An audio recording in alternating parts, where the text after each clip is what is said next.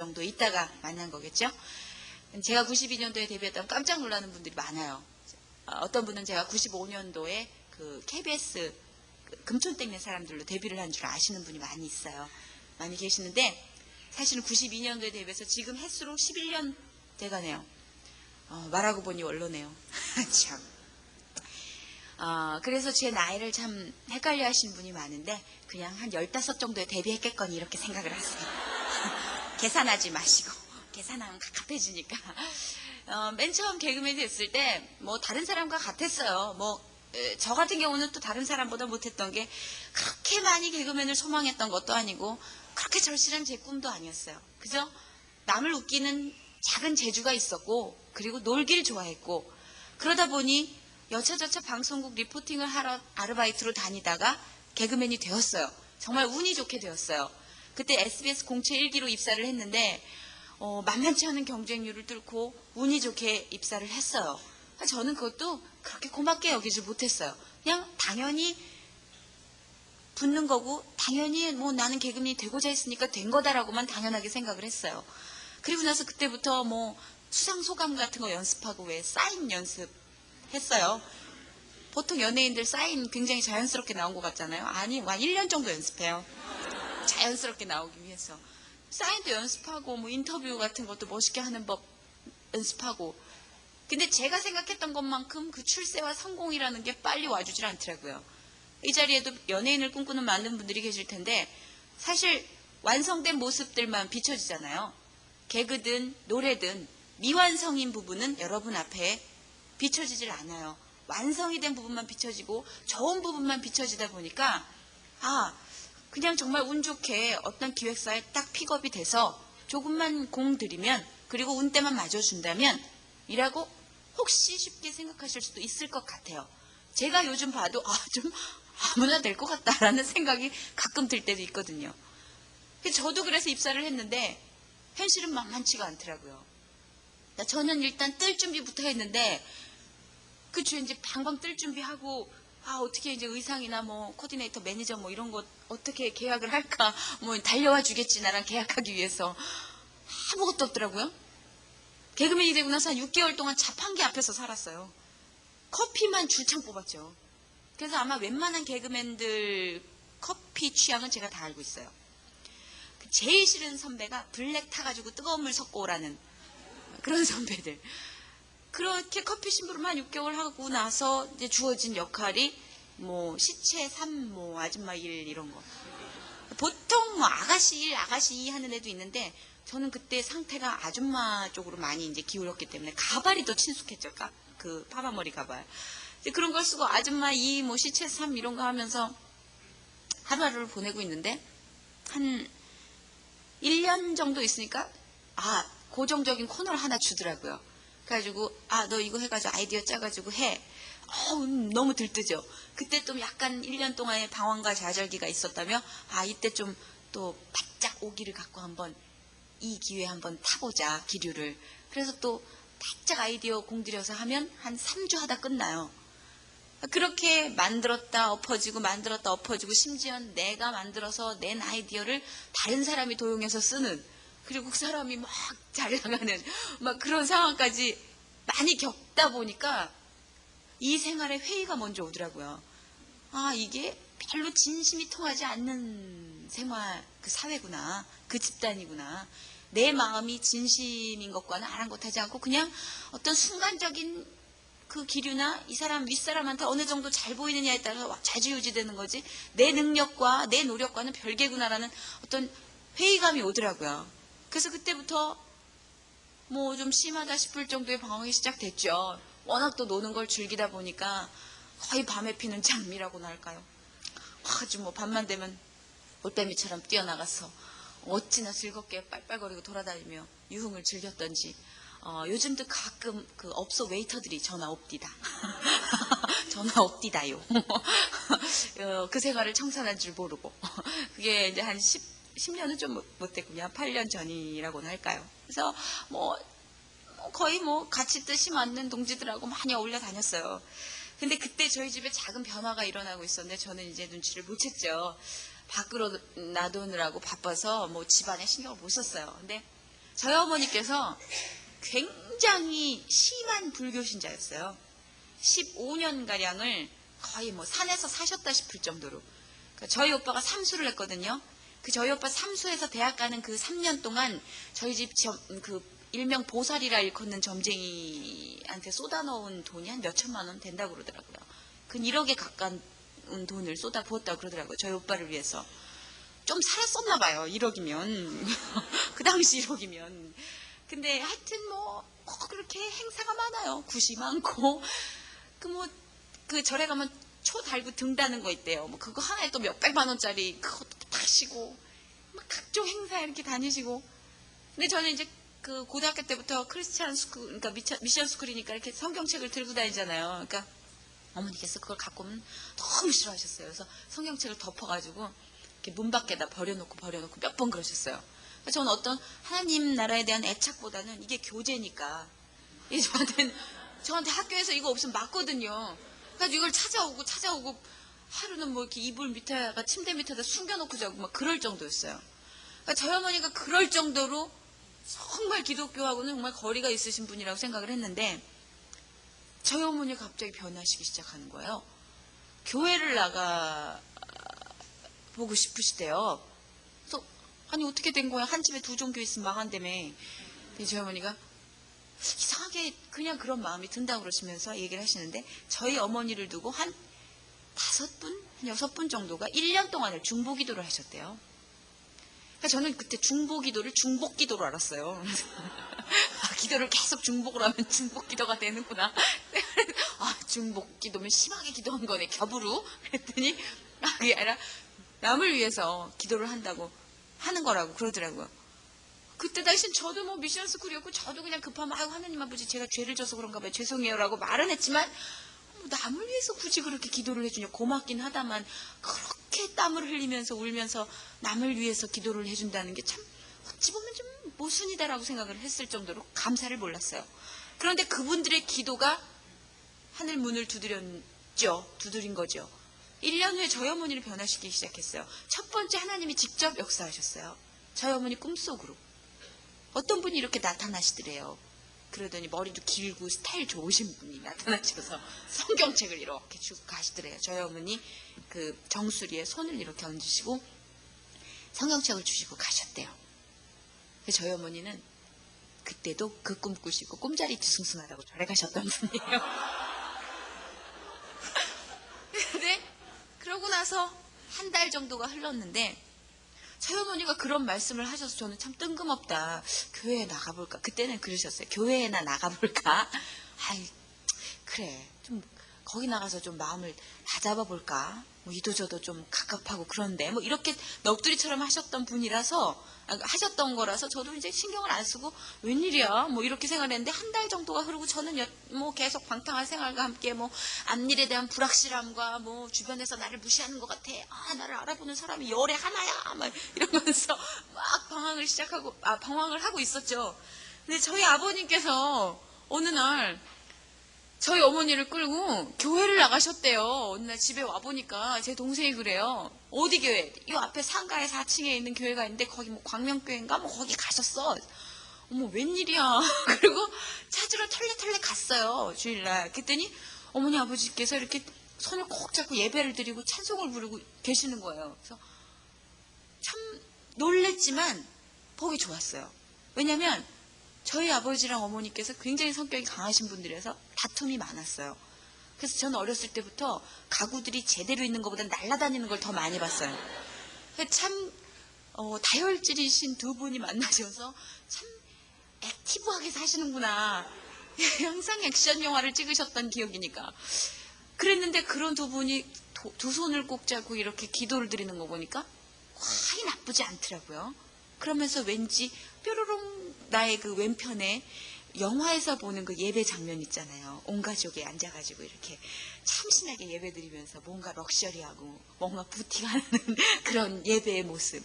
동참하자. 그래서 제가 이제 그때부터 저희 아버지 어머님과 함께 그 광명교회를 나가기 시작했어요.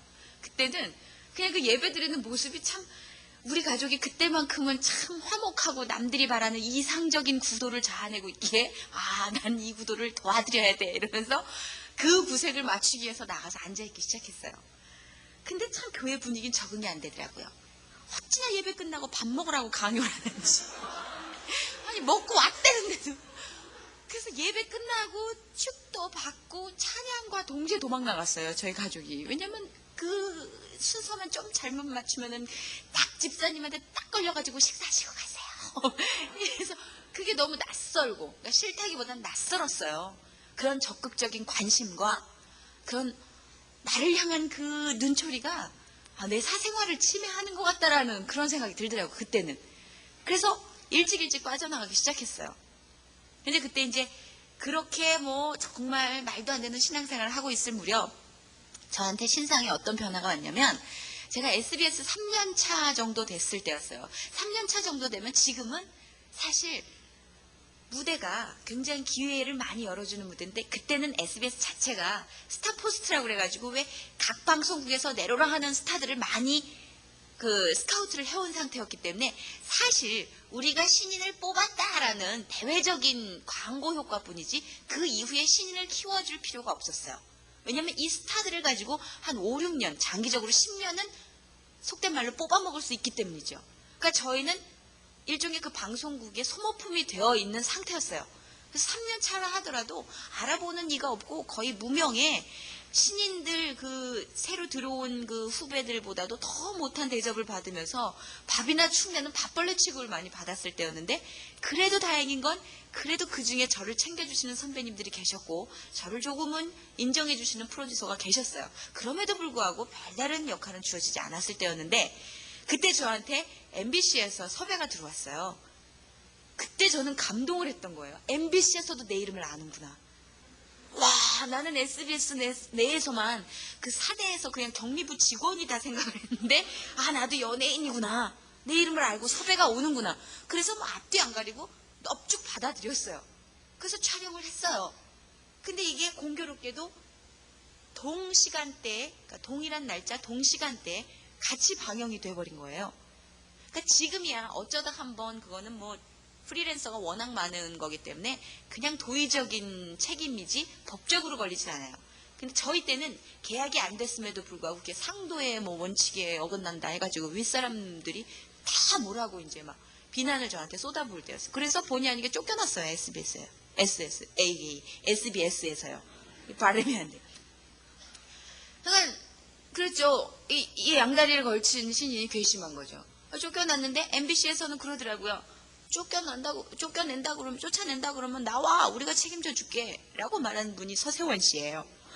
그래서 오빠 정말요? 그럼 야 너 같은 실력이면 내가 1년 안에 스타 만들어. 정말요 오빠? 그럼 SBS 갔어요. 어떻게 할 거야? 그만둘래요. 거기? 아니요. 그래 그럼 그 쫓아낸 거와 함께 뭐 제가 건방을 떤 거와 함께 뭐 반반씩 해가지고 나오게 됐는데 그 다음부터 서세원 씨가 연락이 안 되더라고요. 1년 안에 키워준다 그러더니. 그래가지고 MBC에서 촬영한 건 그 당일로 끝났죠. 그러니까 공중에 떴어요. 그러니까 이도저도 안 된 거예요. 그러니까 정말 우리가 세상 말로 새됐다고 하죠. 정말 새처럼 이렇게 공중에 떠가지고 이거 어떻게 해야 되나 이러고 있는 상황에 진짜 앞일이 막막하고 정말 이게 집에서 또 엄마 아빠가 또 기대의 눈으로 바라보고 계신데 이거 어떻게 해야 되나. 그리고 3년 동안 내가 해온 게 있는데 어떻게 방송에서 나한테 이렇게 배신을 때릴 수가 있어 막 이러면서 정말 상처를 많이 입고 이제 방황을 하던 시기에 저희 어머니께서 그 주일 예배에 다니시다가 새벽 예배를 다니시더라고요. 새벽 예배를 막 준비를 하시고 나가시는 거 그때 또 그러려니 했어요. 아유 또 우리 어머니 불 붙으셨네. 또 옛날 산으로 올라서 1800 절하는 것처럼 바로 방향만 전환했지 바로 무슨 산만 안 갔지 바로 또 불길 활활 타오르고 계시네 뭐 이런 정도로만 받아들이고 신경을 안 쓰고 있었는데 저희 어머니가 어느 날 저한테 그러시더라고요. 새벽 예배 한번 가보자. 그래서 에? 새벽이라 하면 4시 반에 깨서 5시 예배를 일컫는 거죠. 5시라 하면 저에겐 쥐약인 시간대예요. 저는 거의 새벽에 3시, 4시에 잠들기 때문에 5시면은 깨어나질 못해요. 알았어. 너무 어이가 없어서 알았어. 그랬더니 어머님이 하나님이 너를 아무래도 부르시는 것 같다. 내가 자꾸 기도에 자꾸 네가 맺히는 걸 보니까 하나님이 너를 부르시는 것 같다. 알았어. 부른 엄마 나 혼자 받아. 나는 좀 이따가 갈게. 뭐 이런 식으로 그냥 신경을 안 쓰고 있었는데 그날도 변함없이 그냥 뭐 흥청망청 뭐 술 먹고 뭐 진짜 친구들하고 뭐 나이트에서 춤추고 뭐 야 하면서 또 잘 나가는 애들 또 틈에서 이렇게 살짝 붙어가지고 비굴하게 이렇게 놀고 또 와서 또 집 앞에서 좌절하고 막 개 씹고 혼자 이런 막 이러면서. 그런데 그날도 이제 한 3, 4시에 들어왔어요. 잠을 자는데 4시 반에 눈이 딱 떠져요. 눈이 딱 떠지는데 저희 어머님이 일어나셔서 성경책, 찬송가 뭐 챙기셔서 찬양하시고 기도로 준비하시고 옷 입으시고 나가시고 현관문 탁 이게 다 들려요. 4시 반부터 5시고 사이에 저희 집하고 교회가 가까웠기 때문에 한 10분 전에 출발을 하시거든요. 이게 들려요. 그러니까 어머니 탕 닫고 나가면 들리다가 말고 잠에 빠져야 되잖아요. 그 다음부터 시험 전날 공부하는 학생처럼 벌렁벌렁 심장이 뛰기 시작하는 거예요. 내가 지금 뭘 해야 되는데 안 한 것 같은 느낌. 그래서 이상하다 하면서 계속 잠을 억지로 청해서 한 7시에 겨우 잠들고 뭐 정말 안 되는 9시에 출근하면서 차에서 잠자고 이런 날이 한 2주 정도 반복이 되는 거예요. 4시 반 되면 알람이에요. 따르르 눈이 딱 깨져요. 이런 또 막 이불을 덮어요. 그래서 막 와 이걸 어떻게 해야 되지? 술을 막 마시고 더 막 술을 마시면은 취해가지고 금방 잠드니까 못 듣겠다 싶어가지고 술을 막 마셨어요. 3시에 눈이 떠져요. 속이 볶여서. 그 속을 막 또 비우고 나면 4시 반이에요. 4시 반에 또 따르르 소리가 들려요. 막 이랬는데 딱 2주가 지났는데 정말 그거는 제가 지금 생각해도 아 이건 정말 이렇게 손가락으로 찔러서 진짜 안 나오니까 하나님이 머리 꼭지를 드셨구나라고 밖에 표현을 못하겠어요. 정신을 차려보니까 이렇게 찬송가 성경책을 들고 엄마 뒤에 이러고 서 있어요 지금. 갑시다. 그때가 4월이었거든요. 저희 교회 에바다 작정기도 기간이었어요. 그래서 나갔어요. 새벽 기도. 너무 졸린데 잠이 안 와요. 그래서 쫄래쫄래 4층 그 예배당 문을 딱 열었는데 목사님 뭐 설교하시고 그래서 거의 상모 돌리기 하다가 목사님 설교 말씀이 끝나고 불이 꺼졌어요. 그러면서 기도 시간이 돌아왔는데 새벽 기도 많이들 하시니까 아마 그 뜨거움을 아실 거예요. 전 몰랐죠. 전 정말 몰랐어요. 그냥 제가 아는 기도란 이렇게 두 손 예쁘게 모아지고 제가 그랬잖아요. 그 럭셔리한 삶, 그 부르주아틱한 냄새, 다 막 주님 눈물 한 방울 툭 흘리고 아멘 뭐 이런 이런 어떤 그런 느낌, 확 다가오는 착함한 느낌. 이게 나에게 있는 기도의 느낌이었는데 갑자기 불이 꺼지고 방언이 시작되는데 한 5분 정도 하는데 갑자기 이쪽에서 막 새소리 나고 막 여기 온갖 잡다한 개인기들이 다 펼쳐지는 거야. 뭐 어떤 분은 막 기둥 잡고 막 불을 뿜어내고 그러지 막 이쪽에 한 분은 계속 랄랄랄라에 꽂혀가지고 막 랄랄랄랄랄랄라 이것만 하면 이쪽에서 뭔지 모르는 소리들이 막 그래서 잠깐만 이게 뭐냐 그래서 어떻게 해야 될지 모르니까 갑자기 제 앞에 있는 분들 팔을 쫙 벌리는데 막 비행기를 타는 거예요. 아 이게 아니다. 야 이게 아니다. 야 이 엄마를 끌고 나왔어요. 엄마 기도하시다가 막 나오시죠. 왜 2단이네. 여기 2단이네. 여기 아니네. 여기 거기 그것이 알고 싶다. 거기네. 야 아니네. 제가 어머니가 막 웃으시는 거예요. 얼마나 재밌으시겠어요. 제 그런 반응이 전혀 모르는 애가 와가지고 그 소리를 듣고 얼마나 놀랬겠냐라는 생각을 하시니까 저희 어머니가 막 웃으시더라고요. 그러시더니 각자 이제 그릇대로 기도를 하는 거고 자기가 받은 그 기쁨과 은혜대로 기도하는 건데 네가 아직 모른다. 네가 아직 모르니까 그거 하나님이 알게 해주시려고 너 부른 거니까 네가 이거 들고 온 것 자체가 하나님이 부르신 거니까 조금만 앉아있어봐라. 5분만 앉아있다 가라. 그래서 5분을 앉아있는데 가장 이 귀에 거슬리는 소리가 슥슥이었어요. 그냥 랄랄랄라 이런 거는 그냥 귀에 안 걸리면 갑자기 나 저 소리 좀 안 들었으면 좋겠다. 그래가지고 한 5분 안 됐다. 5분 됐지. 막 싸가지고 왔어요. 집에 와가지고, 아, 나 저 교회 못 가겠네. 아, 안 되겠네. 그랬는데, 그 다음날 또 4시 반에 눈이 딱 떼지는 거예요. 그런데 또 성경책 들고 가는 채가 이렇게 보여요, 거울에. 아, 진짜, 징하다. 그리고 어머니 갔어요. 이틀째라고 뭐 별반 차이 있겠어요? 계속 그 소리는 나타나고, 어디 이제, 이거 이제 10분. 오케이. 3일째 또 갔어요. 15분. 그래서 앉아있다 보니까 얼추 예배 끝날 때쯤 이렇게 뭐 하겠다 나오더라고요. 그러길 2주를 했어요. 저도 참 징한 게, 뭐 제가 징한 게 아니죠. 하나님이 확 붙들어 주신 거기 때문에 뭐 제가 징한 거겠어요. 2주를 왜 그렇게 입이 툭 튀어나와서 투덜거리면서 또 하루도 안 빠지고 갔는지. 그렇게 2주를 갔는데, 제가 그 전에 그랬어요. 나는 만약에 엄마 하나님하고 대화한다 그랬지, 오케이, 나 하나님하고 만약에 대화되면 난 제일 먼저 따질 게 있어. 뭔데? 나는 다른 사람 마음 아프게 한 적도 없고, 엄마 알다시피 내가 그래도 우리 오빠랑 내 남동생 있지만 셋 중에 제일 생활력 강하고 제일 똑똑하고 부모 속 안 세겠어. 나 재수했어? 안 했지? 막 이러면서.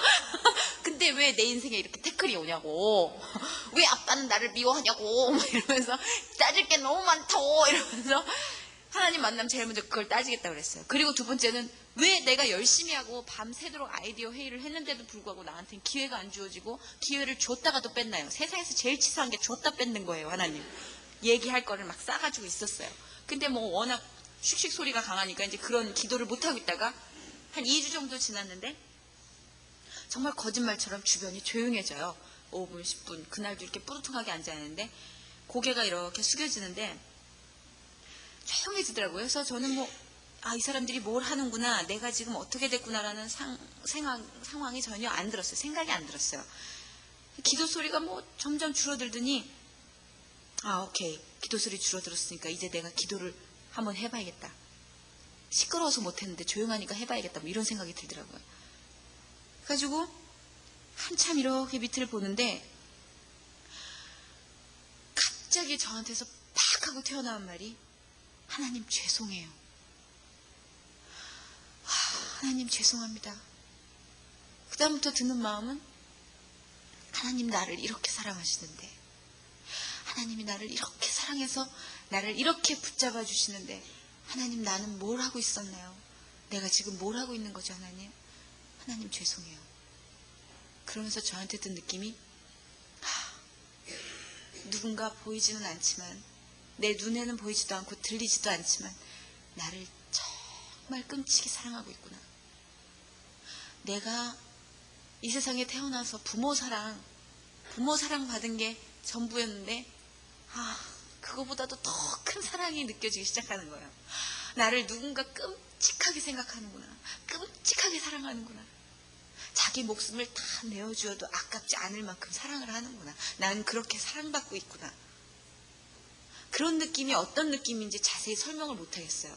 너무 가슴이 벅차고, 아직도 그분의 사랑을, 제가 처음 만났을 때 그 사랑, 이어지는 그분의 사랑을 설명하기엔 제 언어가 너무 가난해요.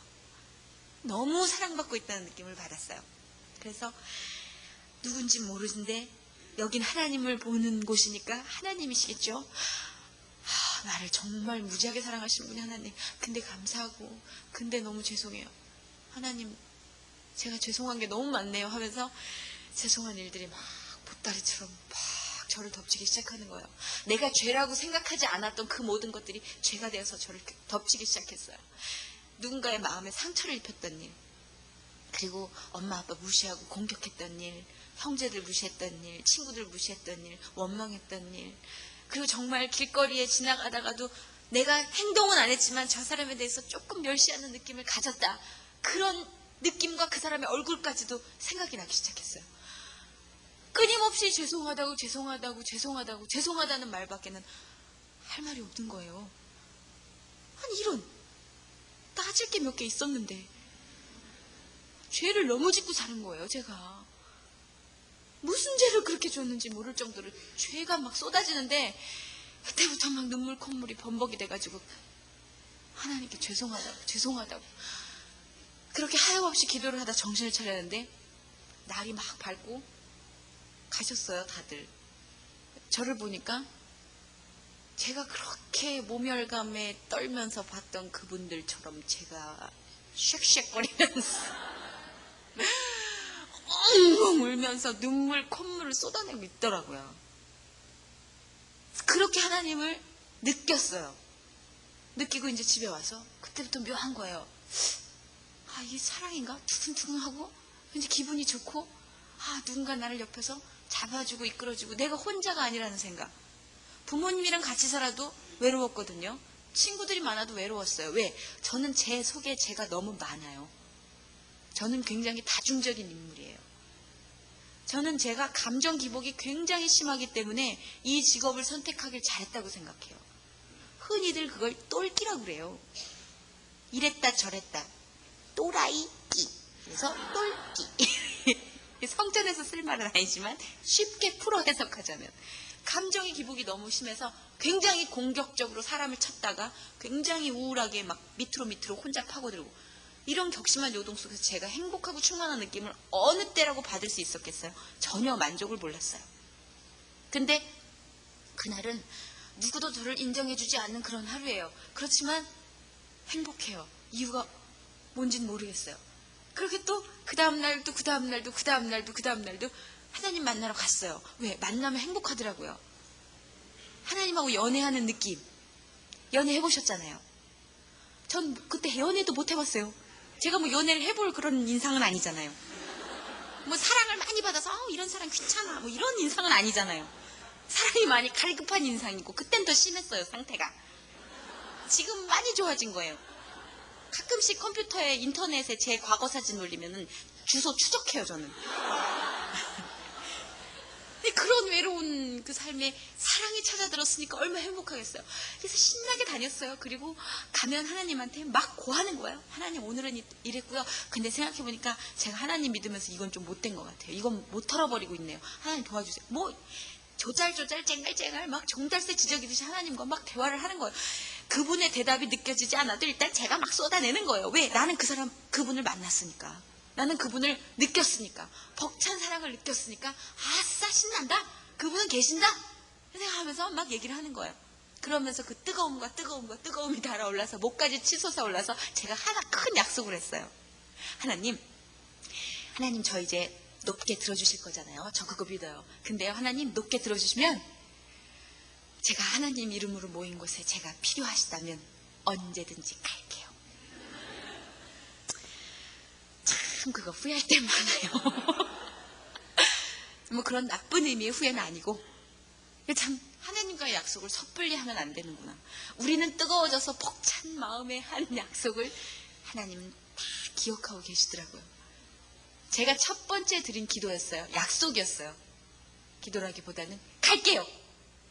그러고 나서 2달을 정말 하루도 안 빠지고 새벽 기도에서 너무너무 찬양과 은혜와 뭐 각종 뭐 여러 가지 그 충만함을 받아서 그 뜨거움으로 달아오를 대로 달아올라 있었어요. 정말 말 그대로 훅군 달아올라 있었어요. 그리고 나서 하나님 저한테 약속을 해주셨고, 저는 이제 날짜만 기다리는 일만 남았어요. 조금만 있어요. 정확히 새벽 그 예배가 끝나고 2주 후부터 전화통이 정말 불이 날 정도로 섭외 전화가 밀려들기 시작했어요. 저는 그게 태어나서 그렇게 많은 전화를 받아본 건 처음이었어요. 각종 방송국, 저는 듣도 보도 못한 프로그램에서 전화가 오고, 그리고 나를 잊었다고 생각했던, 나를 도와준다고 했었던 사람들한테 전화가 와요. 가장 첫 번째로 온 분이 누구게요? 그렇죠. 1년 만에 오빠가 KBS 프로그램 PD 소개시켜 주시더라고요. 그래서 당장 그 자리에서 캐스팅이 됐어요. 그리고 나서 만난 분이 이영자 씨예요. 그러니까 사람을 많이 심어주시더라고요. 축복을 쏟아주실 땐 뭐 여러 가지 하나님의 그 사랑을 느끼기도 하지만, 하나님의 그 사랑을 느낄 수 있도록 많은 분들을 보내주시더라고요. 그때 만난 분들은 다 저한테 정말 새가 모이를 물어다 주듯이 다 물어다 줬어요. 일거리를. 이영자 씨를 화장실에서 만났어요. 화장실에서 처음 만났는데 이영자 씨는 그때 최고였어요. 그 알라뷰 이걸로 당대 최고의 스타였고, 저는 아직도 이제 준비하고 있는 하나님 믿음만 갖고 이제 기다리고 있고, 다른 사람 보기에 그냥 뭐 하잘 것 없는 그런 신인이었고, 저 혼자 부풀어 있었고, 이용자 씨가 저한테 그러더라고요. 화장실에서. 저기요. 옆 칸이에요. 예. 아, 이거 팬이에요.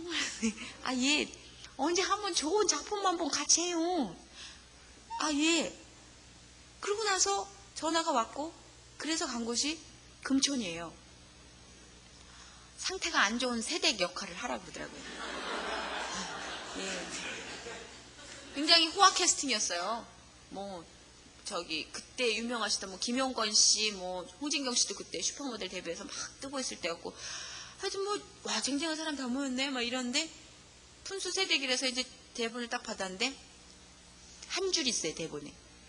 뭐 하세요, 아줌마? 이거. 땡, 끝이에요. 했어요. 그때 이제 또 기도를 했지만 교만이 어디 가나요? 이걸 하기에는 제 경력과 제가 자신하고 있는 제 실력이 너무 아깝다라는 생각이 든 거예요. 대충 하고 교회에 와서 막 울었어요. 속상해요. 하나님 열매 주신다고 그랬잖아요. 하나님 너무 속상해요. 이거 갖기 싫어요. 하나님 자존심 상해요. 해라. 해라. 알았어요. 가요. 저희 어머님이 하기 싫은 걸 시킬 땐 이유가 있는 거다 그러시더라고요. 네가 정말 때려 죽여도 하기 싫은데 대부분 잘 구슬려가지고 하고 싶은 마음이 들게끔 해서 가거나 하게 만드시거든요, 하나님이. 근데 끝까지 하기 싫은 일이 있어요. 그런데도 발걸음 그냥 어떻게 할 수 없이 가게끔 하실 때에는 정말 남다른 뜻이 있으시더라고요. 정말 그렇게 뭐가지 끌려서 3주 나가고 나서 CF 섭외며 각종 순위 프로그램이나 각종 무슨 오락 프로그램에 단골 어떤 영순이라고 할까요? 섭외 영순이라고 할까요? 그러니까 저는 몰랐어요. 근데 제가 이제 하면서 하나님께 그랬어요. 하나님, 내가 뭐 하세요, 아줌마 이걸로는 당최 별다르게 부각이 못 될 것 같으니까 제가 이걸 지금부터 참 이제 변조를 시켜볼랍니다. 하나님이 그 중에 하나 탁 필로 꽂아주시면 제가 이걸로 할게요. 그래서 그걸 한 45가지 정도 톤으로 연습을 해봤어요. 뭐 하세요, 아줌마? 이거 얼마나 지겨운 줄 아세요? 그 한마디 가지고 뭐 하세요? 뭐 하세요? 뭐 하세요? 뭐 하세요? 뭐 하세요? 계속 이러다가 나중에 너무 하기 싫어서 뭐해요? 이걸로 간 거예요. 그래서 그 톤으로 한 4주 정도 하니까 반응이 오더라고요. 그때부터 이곳저곳에서 전화 오던 게 더 불이 붙어가지고 제 두 손으로 감당을 못할 정도의 재물과 감당을 못할 정도의 명예를 주시더라고요. 보통 인사가 저를 보면 끌어안아 주시는 것부터 했어요. 방송국 관계자 여러분부터 시작해서 시장을 가도 어딜 가도 아유 우리 재간둥이 이러면서 너무 예뻐해 주셨어요. 처음에 얼떨떨하고 감당이 안 되는데 하나님이 주신다고 했던 약속이니까 너무 감사하면서 그때부터 이제 하나님께 막 더욱더 열심히 하겠다는 생각에 그때는 반짝 신앙생활 열심히 했어요. 같이 하면서. 근데 이제 프로그램이 일주일에 한 7, 8개를 해요. 그럼 밤을 막 새고 새벽 3, 4시에 들어와서 7시에 촬영 나가고 이런 식이에요. 그리고 이제 인기를 좀 얻으니까 친구들이 꼬여요. 소위 잘 나간다는 친구들이. 어머 재밌어요. 잘 보고 있어요. 우리 친하게 지내요. 전화번호 몇 번이에요? 새벽 4시인데 여기 이태원인데 나올래요? 우리 함께해요. 처음엔 이제 그거 귀 안 들려요. 하나님이 주셨으니까. 한 1년이 지나니까 하나님께 내가 가긴 가요. 근데 잠깐 들렸다 갈게요. 들렸다 가고 들렸다 가다가 하나님 내일 올게요. 들리고 잊어버리더라고요. 그리고 그때 묘하게 교회에서 전화가 많이 와요. 여기 한참 들릴 때. 아 여기 무슨 교회인데요. 능력교회인데요. 정선희씨 우리 청년들이 좋아합니다. 함께 와주세요. 처음에 죄송합니다. 아유 제가 지금 시간이 죄송합니다. 나중에 제가요 바쁘거든요. 아시잖아요. 안에서부터 이제 교만이 막 다리를 틀어서 이제 목을 넘어서 이제 밖으로 혀로 나오기 시작했어요. 그때 당시 만약에 저라면 누군가 내 이름을 빌려주고 내가 너를 도와줄 테니까 너 나중에 한방 크게 쏴야 돼. 이런 식으로 진짜 인간적인 약속에서 그랬는데 그 사람이 저를 까맣게 잊고 누구 앞에서 저를 부인한다면 전 그 사람 가진 거 다 빼고 복수할 것 같아요. 그렇게 안 할지라도 그 사람 잘 되길 바라진 않을 것 같아요. 근데 사랑이 어마어마하게 많으신 저희 하나님께서는 그럼에도 불구하고 제가 가진 걸 한꺼번에 뺏는다든지 무릎을 꿇게 한다든지 건강을 악화시킨다든지라는 벌은 주지 않으시더라고요. 근데요, 그것도 감당할 만한 그릇이 있는 사람한테 주시더라고요. 저는 아마 그 그릇이 안 되기 때문에 마음으로 먼저 오신 것 같아요. 마음에 첫 번째 두려움이 오기 시작했어요. 아, 내가 이제 올라갔어. 난 이제 내려가는 일만 남았어. 누가 내 뒤를 치고 있어. 누가 나를 모함하고 다녀. 신인들 올라와 저것들이 내 밥그릇 뺏을 거야. 도끼가 어리기 시작하면서 두 번째, 만족이 없어요. 뭘 해도 누리는 것 같은 행복감이 없어요. 이거 내가 당연히 받아야 되는 거 아니야? 이거 지네들이 주면서 왜 생색을 내? 감사가 없어요. 감사가 끊기니까 행복하질 않아요. 늘 불안하죠. 감사가 없죠. 초조하죠. 다시 처음으로 돌아간 것 정도가 아니라 다시 마이너스. 처음보다 더 안 좋은 상황으로 갔어요. 또다시 또 방황하는 거예요. 그때는 내가 지은 죄를 아니까 꼬래 또 지은 죄는 아니까 내 죄에 걸려서 못 가요. 앞으로도 못 가요. 하나님께 나가고 싶은데 못 가요. 내 죄를 스스로 내가 판단하고 내가 굴리고 있는 거지. 얼마나 큰 교만이에요. 아, 이 죄 때문에 착한 일 한 방만 터뜨리고 가자. 착한 일 한 방만. 내 죄 때문에 못 가고 방황해요. 그때 IMF가 일어났죠. 98년도, 97년도 일어났고 그 파급이 99년도까지 이어졌을 거예요. 제일 처음 이제 찾아온 물질적인 시련은 저희 아버님이 이제 사업이 슬슬 수직으로 이제 내려가기 시작하신 거예요. 워낙 아버지께서 사업을 좋아하셔서 여러 굴곡이 있었어요. 근데 그 중에서 가장 큰 굴곡이 오기 시작했고, 저희 집 식구를 교회로 인도해 주셨던 저희 아버지께서 교회를 안 나가기 시작했어요. 저희 어머니와 제가 너무 교회 편에서 아버지를 공격한다는 이유만으로 아버지가 교회를 신앙생활을 끊기 시작했어요. 그리고 아버지가 술을 드시기 시작했어요. 그리고 제 동생이 군에서 제대를 했어요.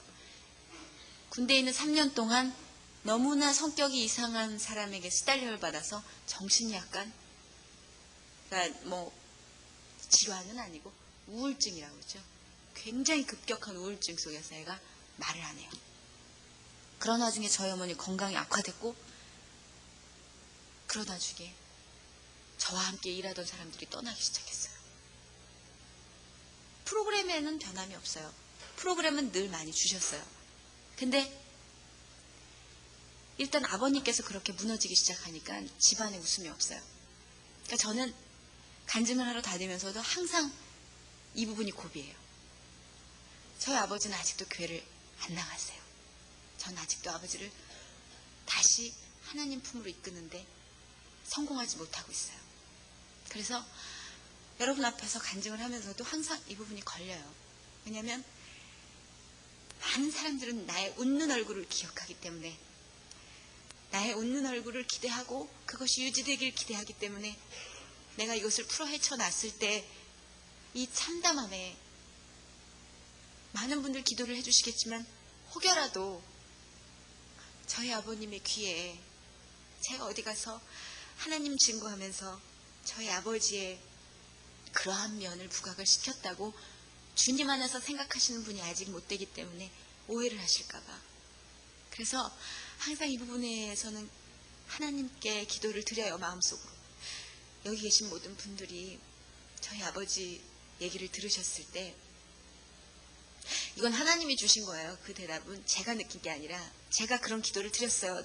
부끄럽다고, 한없이 부끄럽다고, 아버지 얘기를 하기가 너무 부끄럽고 입이 안 떨어진다고 할 때 하나님이 주신 대답은 그 사람들이 너의 아버지를 위해서 다 기도해 줄 것이다. 너의 아버지, 너의 치부를 듣는 그 모든 사람들이 내 이름으로 너의 아버지를 위해서 기도해 줄 것이다. 그러니 용기를 가지고 얘기를 해라. 그것이 그들의 생활에, 나의 믿음에, 그리고 아버지를 높이는데 필요하다면 얘기를 해라. 저희 아버지가 술을 드시기 시작하면서 변하셨어요. 재미있으시고 유머도 있으신 분인데 굉장히 폭력적으로 변하셨어요. 그래서 저희 어머니를 굉장히 많이 학대를 하셨어요. 그래서 저는 방송국에서 휴대폰을 꺼놓질 못했어요. 녹화 중에도. 항상 진동으로 갖고 있었어요. 왜? 항상 어머니가 어떻게 될지 모르기 때문에 갖고 있어야 됐었어요. 어느 날 전화를 받으면 어머님이 병원에 계시고 또 어느 날 전화를 받으면 어머님이 어디 도망을 가셔서 기도원 같은 데서 3, 4일 계시다 오고 그러한 행동들이 아버지의 분노를 더 부추기고 이런 악순환 속에서 동생이 제대를 했는데 그 우울한 정신 상태로 지내는 동생에게 화목한 가정생활을 못 만들어주고 계속해서 동생과 아버지의 대립이 시작이 됐어요. 전 그때 하나님을 믿고 하나님 품으로 언젠가 가야지. 내가 지금 죄를 짓고 있지만 하나님이 나를 들어주셔서 여기까지 온 건 알아요. 교만한 나라는 것도 아는데 정말 하나님께 죄송해요. 지금도 그 생각을 한 거에 대해서는 하나님께 죄송한데 저희 아버지를 하나님이 빨리 데려가셨으면 하는 마음을 가졌었어요. 아버지가 너무 두려워서요. 편안하고 화목하게 신앙생활 하고 싶고 편안하고 화목하게 가족들과 이야기하고 싶은데 아버지는 자꾸 술을 드시고 아버지는 자꾸 저를 무섭게만 코너로 몰아붙이셨어요. 나 때문에 너 때문에 네 엄마가 그렇게 됐다고. 네가 연예인이니까 너 믿고 니네 엄마가 예전엔 나한테 보이지 않던 모습을 보인다고. 너만 없으면 된다고. 그게 너무 싫고 무서워서 아버지가 없어지길 바랬어요. 그게 지금도 하나님께 제일 죄송해요. 그러던 어느 날 그날도 뭐 변함없이 방송돼서 녹화를 하고 있는데 그때도 참 어려움이 많았어요. 뭐 여러 가지 사회적으로도 안 좋은 시기였으니까 그 여파가 방송까지 많이 미치죠. 저도 하던 프로그램 많이 정리가 되고 좀 어렵게 하면서도 교회로 달려갈 생각을 엄두를 못 내고 있었어요. 너무 지은 죄가 많아서 너무 제가 믿는 분들 가슴 못을 받고 제가 약속한 걸 지키지 못했다는 걸 알기에 그때 갔었으면 참 좋았을 텐데 자꾸 미루고 있었어요. 그날 전화가 왔어요. 또 급박한 어머니 목소리였어요. 동생이 아버지한테 칼을 휘둘렀다고 그러더라고요. 달려오는 길 내내 아무런 생각도 안 났어요. 정말 아무런 생각도 안 나고 하나님만 찾았어요. 하나님 제발 무사하게만 해주세요. 아무 일 없게만 해주세요. 그냥 그렇게 들었다 놓은 걸로만 그렇게 해주시면 하나님 저 이제 딴 길로 안 갈게요. 하나님 정말 죄송해요. 급해서 택시 타고 오면서 택시 안에서 내내 울면서 기도를 했고 왔는데 다행히 동생은 아버지한테 술을 판 사람을 잡으러 간다고 칼을 들었다 던지고 그냥 바닥에 쓰러져서 울다가 지쳐서 잠이 들었더라고요. 그러더니 제가 온 걸 아니까 저를 보면서 울어요. 누나 미안하다고. 저를 보면서 누나가 좀 잡아달라고. 누나 미안하다고. 나까지 아빠 닮아가면 안 되는데 내가 자꾸 이상해지니까 누나 나 좀 잡아달라고. 제 동생 머리를 잡고 기도를 했어요. 하나님 이 아이 사랑해 주시라고. 이 아이 사랑하시니까 품어주시고 이 아이 지금 굉장히 마음으로 상처 많이 입은 아이니까 하나님 들어달라고. 그리고 거실을 가보니까 어머니는 이쪽에 벽에 기대고 계시고 아버지는 술을 드시고 계시는데 정말 죽이고 싶더라고요. 그 뒷모습을 보니까 이루 말할 수 없는 분노가 치밀어 오르더라고요. 그래서 아버지를 공격하려고 그랬어요. 처음부터 제가 뭐 아버지에 대해서 많이 날카로운 말로 공격을 했어요. 그때도 아버지께 막 쏟아 부으려고 그랬어요. 정말 내가 갖고 있는 저주란 저주는 다 쏟아 부고 싶었어요. 정말 아버지를 상처 입힐 수 있는 말이라면 행동으로 못하는 대신 말이라도 막 쏟아 부고 싶었어요. 근데 하나님이 저한테 그러시더라고요. 그때 너희 아버지를 안아줘라. 하나님 나 너무 싫은데요. 정말 싫은데요. 하나님 너희 아버지 안아줘라. 그래서 안았어요. 아버지를 안고 하나님이 원하시는 말씀을 아버지께 해드렸어요. 내키진 않지만 아버지는 아버지 사랑해요. 저희 아버지가 그 말씀을 듣더니 우시더라고요. 너까지 날 무시해. 너 때문에 그래. 너 때문에 너만 없으면 돼. 하시던 분이 막 우세요. 꺼이꺼이 우세요. 그러시더니 난 너무 외롭다. 그러시더라고요. 그때 깨달았어요. 내가 하나님을 핑계로 우리 아빠를 외롭게 만들었구나. 엄마랑 나랑 아빠를 위해서 기도했어야 되는데 아빠를 배척하기만 했구나. 믿지 않는다는 이유로, 그리고 우리가 생각하는 신앙관과 다르다는 이유로, 하나님을 잘 모른다는 이유로 자꾸 난 아빠를 배척했구나. 아빠 모르잖아. 아빠 때문에 신앙생활이 안 돼. 우리 아빠 외로웠겠다. 본인이 가장 잘 알잖아요. 내가 지금 사탄한테 괴로움을 받고 있는지를 알아요. 그 사람들은 사랑으로 두드리면 열리더라고요. 나 좀 살려달라고. 그때 열리더라고요. 그 사람들은 하나님을 아니까 사탄의 세력에 눌려있을 뿐이지, 그 밑바닥에서는 목에 졸려서 하나님 믿는 사람, 하나님 나 좀 살려주세요라고 구원을 내밀고 있는데, 저는 그거를 모르고 배척을 했어요.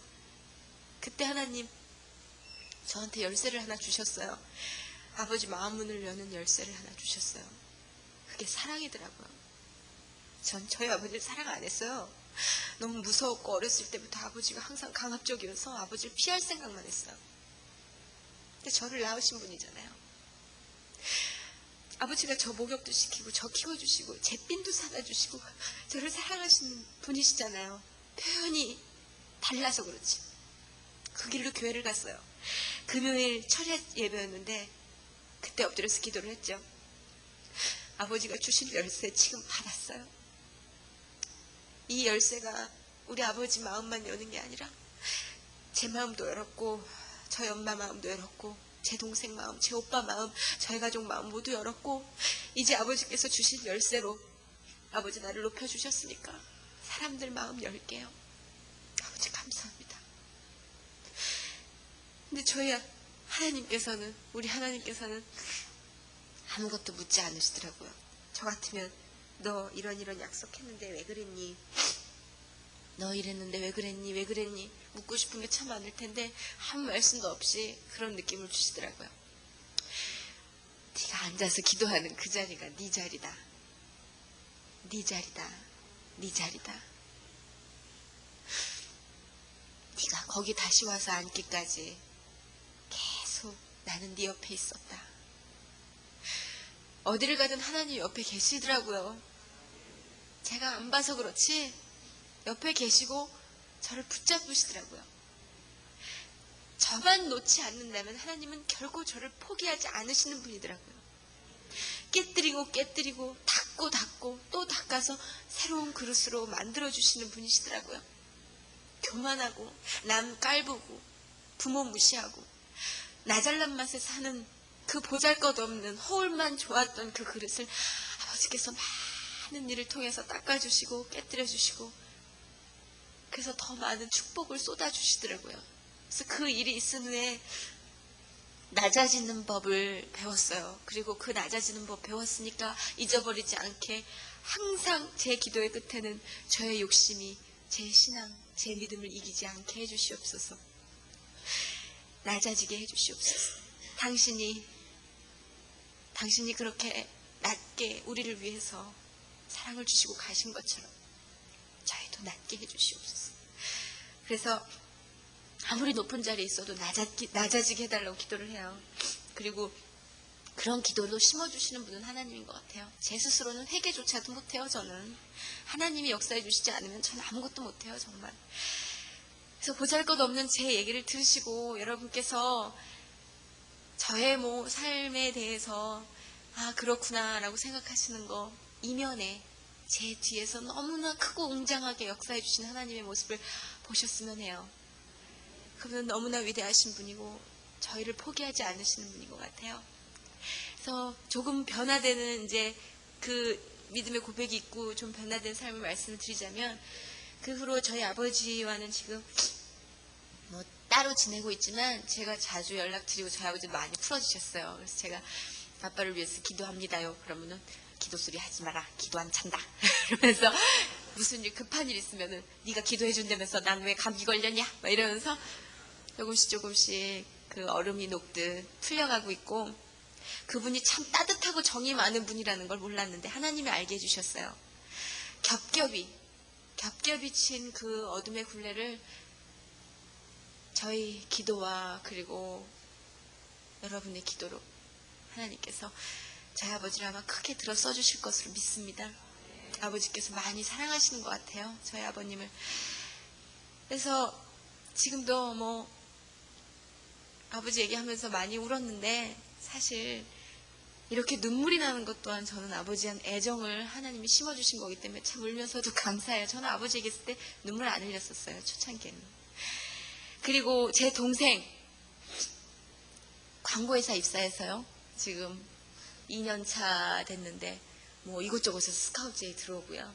그리고 무엇보다도 결혼해서 신앙생활합니다. 신앙생활하고 예쁜 딸 낳았어요. 얼마 전에. 그래서 그 부인도 학창시절에 믿다가 믿음이 끊겼던 상태였는데 둘이서 이렇게 만나가지고 하나님이 사랑했기 때문에 자기들이 된 결혼이라는 걸 알아요.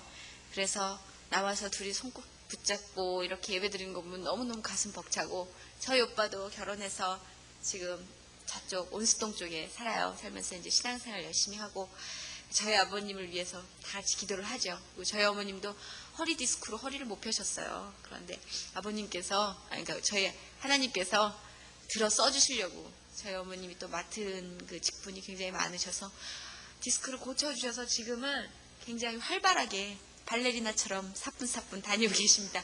비 올 때만 조금 쑤신다 하셔요. 그리고 저는 하나님이 많이 주셨는데 그걸 관리를 못했잖아요. 근데 지금도 변하지 않으시는 우리 하나님께서는 저한테 주시는데 여러 개 한꺼번에 안 주시고 1000개를 한꺼번에 주지 않고 이제 10개씩 평생을 통해서 저한테 주신다고 약속을 하셨어요. 그래서 저한테 주시는 것들이 하나하나 굉장히 소중하게 다가오고 때로 제가 시험지를 받아서 이게 소중하지 않아, 이게 좀 안 좋아, 하기 싫어, 그럼 바로 사인을 주십니다. 엊그제 같은 경우는 철야 예배인데 제가 못 갔어요. 집에서 게으름 피느라고. 바로 담을 주시더라고요. 바로 사인을 주시니까 처음엔 그게 참, 처음은 아니고 나중에 귀찮더라고요. 하나님 잘하잖아요. 새벽기도 가고 가끔 이러면서 칭얼대는데 저희 어머님이 그러시더라고요. 그렇게 바로 너를 구속하는 힘을 보여주실 때가 가장 하나님이 가깝게 계시다는 거기 때문에 넌 아멘하고 받아라. 예. 아멘. 그런 것 같아요. 구속하여 주실 때 정말 우리가 세상으로부터 막 세상에서 막 하고 싶은데 막 억지로 막 이렇게 마음으로 구속하여 주실 때가 하나님이 가장 바짝 붙어 계신 그때인 것 같아요. 아무것도 느껴지지 않을 때처럼 불안한 건 없는 것 같아요.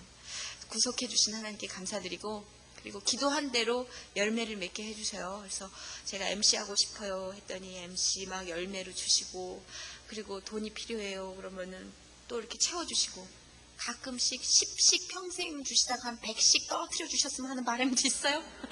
근데 필요한 만큼 채워주시고 또 좋은 배우자 만나게 해주신다고 약속을 하셨으니까 또 제가 또 열심히 기도해야죠. 여러분들도 많이 기도를 해주시고 잘 살도록 많이 기도를 해주시기 바랍니다. 저한테 이렇게 하나님이 역사하신 것처럼 여러분은 저보다 더 훌륭하신 분이잖아요. 더 진실하게 믿으시고 저처럼 굴곡도 없으시고 감정의 기복도 없으시고 꾸준히 믿으시는 분들인데 오죽하시겠어요. 하나님은 절대로 포기 안 하실 거예요. 아마 꽉 잡히셨어요 이제. 참고로 정말 그 이영자 씨나 홍진경 씨도 대단한 불자였어요. 그래서 이영자 씨는 불자라기보다는 거의 무당한테 갖다 준 돈이 자기 출연료의 반이라고 그러더라고요. 그래서 저한테 그랬어요. 아이고 주일날 교회 가서 기도만 모여 일을 해야지. 하나님이 입 벌리고 있으면 사과 떨어뜨려 준디야. 아이고 너는 광신도요. 이러면서 그랬던 이영자 씨가 한 3년 전부터 아주 독실한 크리스찬이 돼서 저희 교회에 처음으로 간증을 왔었어요. 그래서 이제 지금은 하나님이 주신 시련 지금 잘 감당해내서 그거 감당해내면 하나님이 어떤 걸 주실지 모르겠지만 누구보다도 안 좋은 상황이잖아요. 오히려 이영자 씨는 그래요. 최고로 누렸을 때가 오히려 무당 믿고 이랬을 때지만 지금 세상의 잣대로 봤을 때 자기는 내려가 있고 바닥이지만 그 어느 때보다도 행복하고 감사한다고 그래요. 왜? 내 안에 채워졌던 그 찌꺼기들이 다 비워졌기 때문에 이제 교만도 그리고 불신도 뭐 불만도 두려움도 다 비워졌기 때문에 이영자 씨는 혼자 화장실을 못 갔어요. 귀신이 옆에 있는 것 같다고 항상 두려워서 집에 가면 저를 놓고 안 놨어요. 온 사람 다 붙잡고. 근데 그런 이영자 씨가 혼자 독립해서 개도 키워요 이제. 저한테 그래요. 가끔씩 막 이제 힘든 일 지금도 이제 소송 중인데 여러분도 많이 기도를 해주세요. 거의 끝나가는데 여러 가지 안 좋은 상황 겹칠 때마다 새벽에 전화 와요. 선이야, 하나님은 이런 시련을 주실 때는 설거지에다 좋은 거 담아주시려고 그러는 거지. 아, 그럼 언니 그럴 거야. 근데 때로는 설거지를 좀 덜 했으면 싶다. 너무 바닥바닥 문지르신다. 말씀을 하세요. 그러면서도 찡그리질 않고 봉사하고 감사하고 늘 그렇게 주님 찬양하면서 자기가 하나님 때문에 살았다고, 안 그랬으면 자기는 살인했을 거라고 그러더라고요. 자살했거나 너무 외로워서, 너무 두려워서 누군가를 찌르거나 자기를 찔렀을 거라고 그러더라고요. 그 홍진경 씨는 제가 이제 하나님 얘기를 이제 가끔 하거나 이영자 씨가 이제 얘기를 하면 이영자 씨보다도 나중에 이제 믿게 됐는데, 언니 나는 803에 빌어서 난 자식이야. 나는 부처님 배신하면 큰일 나. 나한테 하나님 얘기하지 마. 그랬는데 홍진경 씨 어머님도 그랬어요. 아, 하나님이 도와주실 거예요. 기도할게요. 그러면 예. 이제 제가 어려우시니까 말씀 못하죠. 하나님도 도와주시고 부처님도 도와주시고 예. 저는 다 믿어요. 공자님, 맹자님 다 믿어요. 이러셨던 분인데, 그분이 이제 건강이 악화되시면서 홍진경 씨 그 남자친구를 통해서 이제 하나님 역사를 하셨어요. 그래서 어머니께서 새벽 그 이제 천주교 이제 그 개종을 하셔서 새벽 미사 나가시고, 홍진경 씨는 저한테 그래요. 어느 날, 언니 마태복음을 보면 네 오른쪽 눈이 죄를 지면 눈을 빼버리고, 왼쪽 손이 죄를 지면 왼쪽 팔을 떼어버리고, 다리가 죄를 지면 다리를 잘라버리려고 그랬는데 그렇게 따지면 난 사지 쓸 게 하나도 없네. 뭐 성경을 얘기하고 궁금한 거 물어보고 막 예수님 얘기하면서 복받쳐서 울고, 얼마나 속상하셨을까 내가 그분 몰랐을 때, 이러면서 너무 놀라운 기적들을 행해 주시니까 한 사람 한 사람씩 철옹성이라고 생각했던 사람들을 녹여주시니까 저는 뭐 더 이상 뭐 의심할 여지가 없는 것 같아요. 그리고 이렇게 불러주시는 것도 사실 처음에는 순간적으로 좀 귀찮다 이런 생각이 들 때도 있어요. 저한테 이제 주일은 유일한 휴식이기 때문에, 휴식을 취할 수 있는 날이기 때문에 이제 교회 갔다 와서 이제 좀 늘어지게 좀 게으름을 필 수 있는데, 전화가 오면 일단 방송이 있다는 식의 뉘앙스를 약간 이렇게 뿌려요. 그 조절을 지금도 오케이를 낼름 이렇게 오케이 해야 되는데 그게 잘 안 돼요. 그게 저도 이제 숙제예요. 근데 정말 하나님이 심어주셨는데 감사한 마음으로 아멘하고 달려가야 되는데, 글쎄요, 시간이, 스케줄이 뭐가 있겠어요, 주일날. 지금 저기 정민양 전도사님께서 저한테 전화를 하셨는데, 굉장히 목소리 좋으시고 이제 상냥하게 전화를 주셨는데, 제가 그날 시간이 딱 끊었는데 너 이런 소리가 들려요. 알았어요. 다시 전화 오면 할게요, 하나님. 전화가 바로 와서 이제 4월 27일 변호했습니다 이렇게 됐는데, 사실 불러주신 것만으로도 감지덕지다. 제주제 정말 아유, 제주제 너무 감사한 것이죠. 그러니까 저는 아멘하고 달려가야 되는 그런 운명입니다. 여러분께서 많이 기도해 주시고요.